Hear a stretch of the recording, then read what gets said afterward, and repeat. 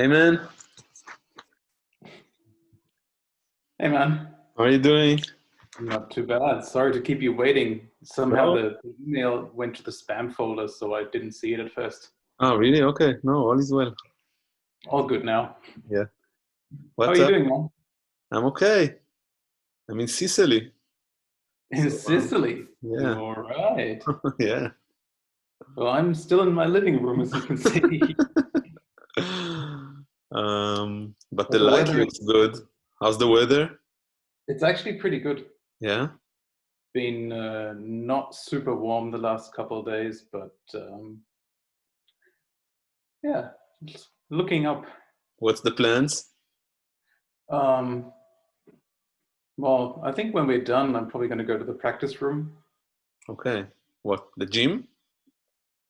No, no, my drum room. Ah, okay. The So what's gym. up? What's new? That How was your week? I should actually go to the gym. Thanks. Not right now, actually. Better to go to No. the park or something. Yeah. Yeah, my week was good.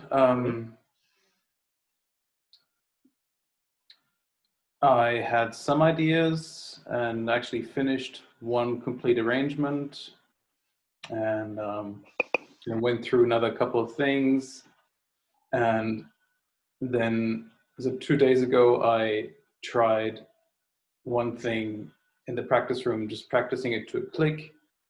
And it was so hard, the thing that I thought of, which is kind of rhythmical displacement idea, um, which in itself is really an easy idea, but the mind plays tricks on you sometimes. So when you phrase it and orchestrate it, though the beat actually started in a different place, you kind of lose the lose everything. For which I song? always it's called Evidence, Okay. and it has this bridge where the melody all starts on the upbeats, so it doesn't start on one, it starts on the end of one. Mm. And then I tried phrasing that in half time, but starting from the upbeat as opposed to from the downbeat. And then I kind of messed around with different orchestrations, and then that I played this like super traditional kind of soul jazz bongo beat, but all starting on the upbeats. And I thought it would be easy to keep the hi-hat on the downbeats, but that actually makes it sound exactly like an organ jazz record from the 50s, and that threw me off even more. So that's actually pretty cool. So I'm definitely gonna incorporate that in Cool. that arrangement, and gonna practice that some more later. It's just you in the practice room, or you also share it with your other two musicians? No, right now it's just me in the practice room, Mm-hmm. which is a pretty luxury situation, to be quite honest. Yeah. I mean, the room What? is Not to have to do small. any all the time, you mean, or to have some time to practice in your room, you mean? No, to actually to have a room to myself Ah, okay. Why? that I That's can new. go to. Hmm? That's a new thing. No, it's just a luxury situation Ah, yeah, the situation that you have some time to. to have some time to actually have a Yeah, room for yeah, myself, yeah. because those rooms are pretty rare these days. Ah, the room is not in your apartment. You just No, no, no, no, studio. no, no, no. Ah, okay. No. You go somewhere. Yeah. Usually it's like what? Super occupied. Well, a lot of people I know, they share rooms with like 5 people or Mm. something. Then there's always this Google Calendar thing, and you try to find your time slots. And How come it's empty? I would expect in this situation that everybody are in Berlin just have nothing to do except because nobody tours, right? yeah, well, it's empty because there's nobody else but me in there. Yeah, but where are all the other drummers living in Berlin? In different rooms, I guess. Okay. No, I'm actually pretty lucky to have found this little room, and it's not too far from here. Where do you live? So Okay. I'm in Prenzlauer Berg. I'm just off Mauerpark. Ah, okay. So kind of Gleimstraße area, which is nice. So you can kind of go for a walk in Mauer Park. Yeah, of course. We are on the other side of Prenzlauer Berg, like really on Volkspark Friedrichshain. So. Oh, that's also nice. Yeah. But so Keats sort of. Yeah, the park is literally our backyard. We are there. Oh, nice. 4 times a day. That's very good. Yeah, we are in love with this park. Well, what are you doing in Sicily? Holidays? Yeah, actually, we didn't have any plans to go anywhere. But friends of ours, which they have 2 kids, and this younger one is with our younger boy in the same class. Mm-hmm. They have a small house, really tiny. We are not staying with them, but they have a tiny house here. And yeah, since they are here, and they invited us to come, and we were just having no plans, of course, anyway. And we were dying to dive in the sea because. Oh yeah. I don't know. I mean, I grew up on the beach, and every summer, I don't know. I was craving. All of us were craving for some sea. So and we found something really cheap, and we took flights. The flight was super odd because I don't know. It was just normal, but why it was so strange? I mean, people are still flying, but with masks and. I don't know. It felt weird, actually. The flight was, I don't know. But in any case, yeah, we are here, and it's pretty similar. Like they treat, masks pretty seriously. I mean, indoors. But other than that, yeah, it's not too crowded, which is nice, and weather is super hot. But we already been in the sea twice since yesterday, so. Yeah, we needed that. I feel like I don't know. I'm also like super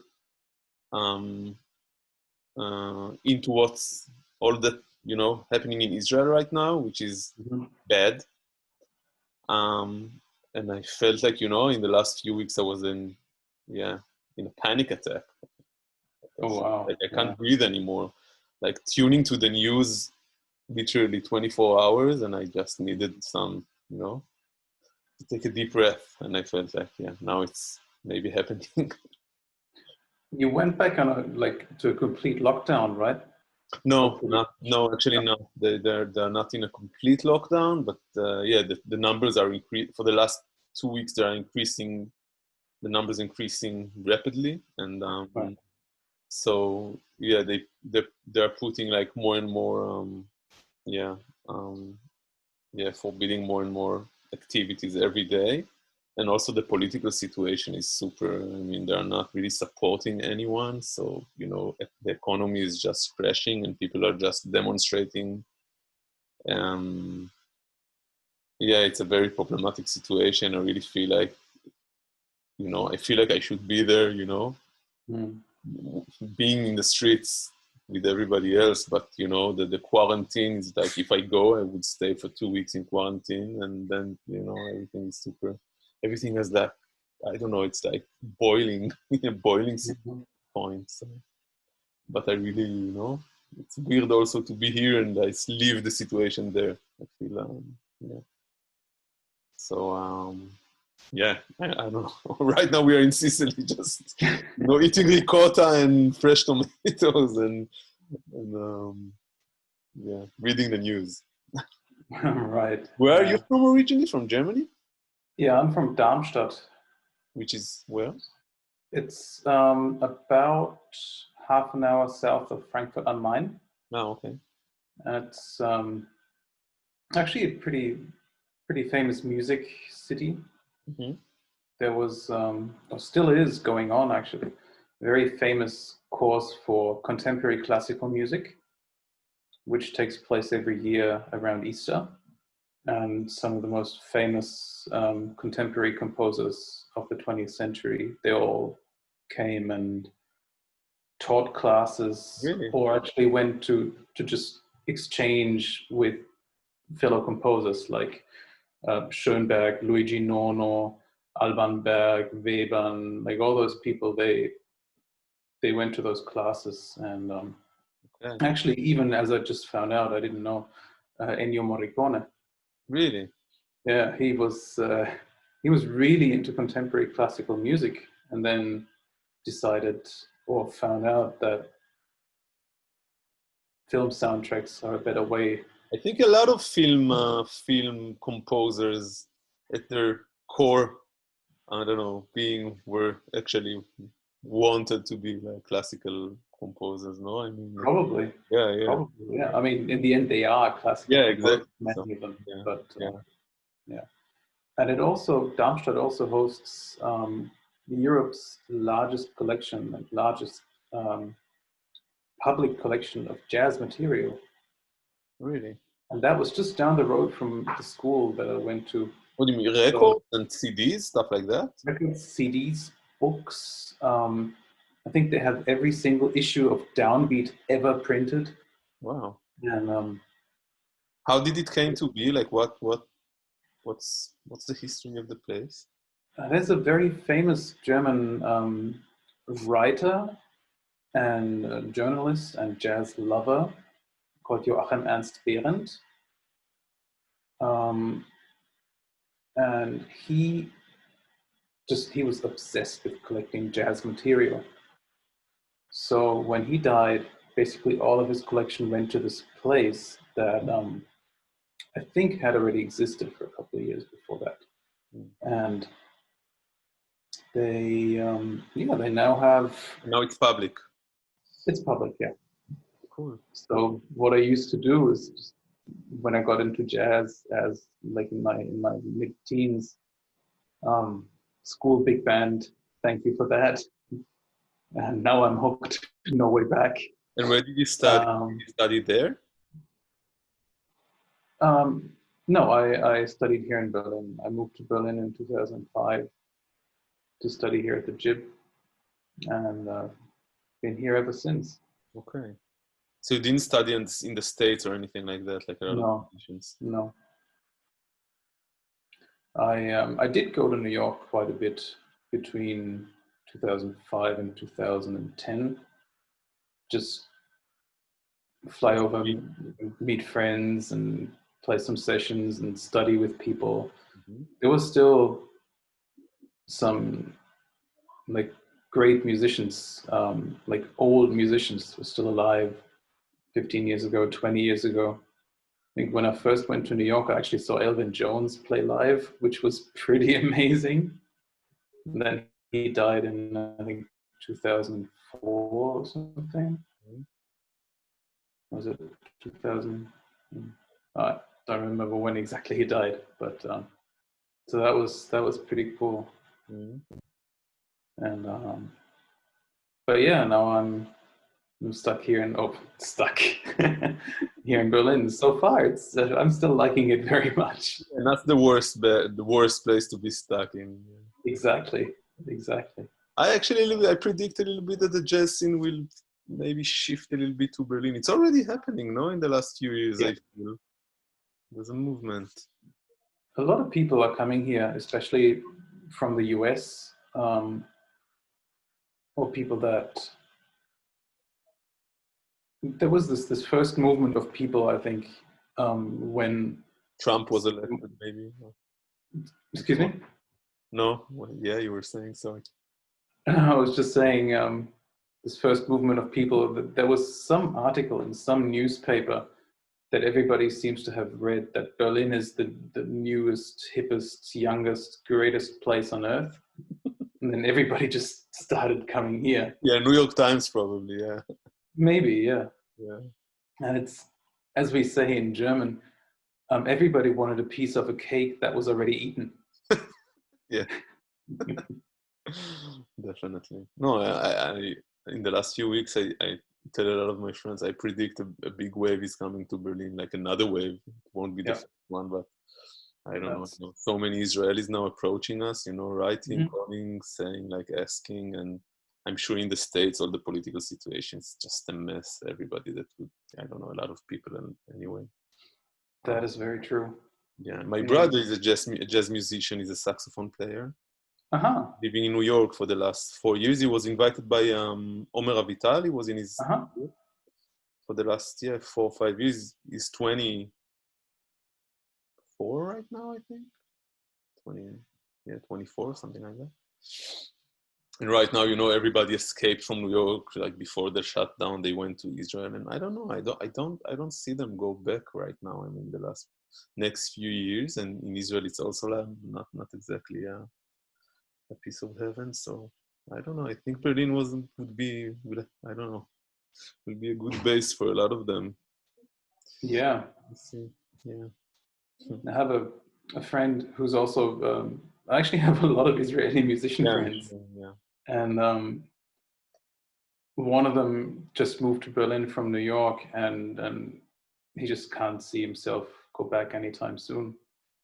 Yeah. And the only thing that seems very hard on all of them is the weather. Yeah. Especially the winters and falls and no light.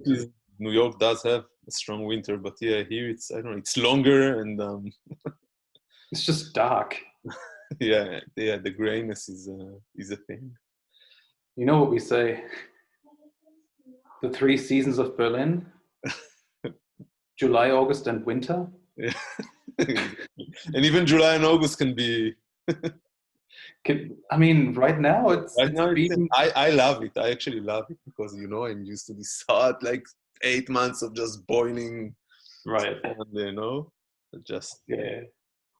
So I don't know. It's amazing what it does to the plants and to nature. I mean, how fast it grows and recovers during this, sun and then rain, sun, rain, and just everything's together. Just I don't know. I find it quite miraculous. Yeah, I always feel that because I have some allergies with like especially rye pollen, and it's usually it comes like within a day. You kind of you can't feel it coming, and then all of a sudden you're like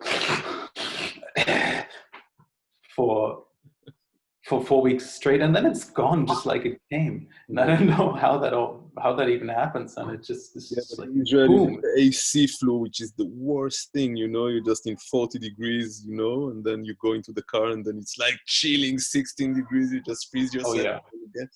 And then you just, it kills you. It's the worst flus, and I get it. Yeah.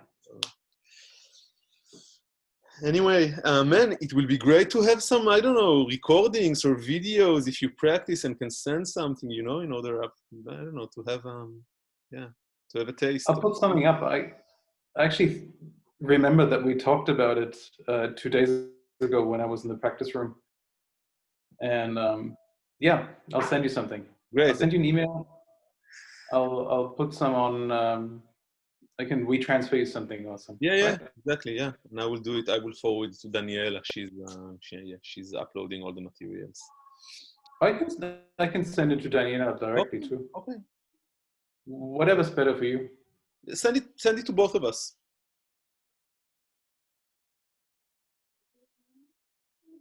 We froze. Yeah, you too.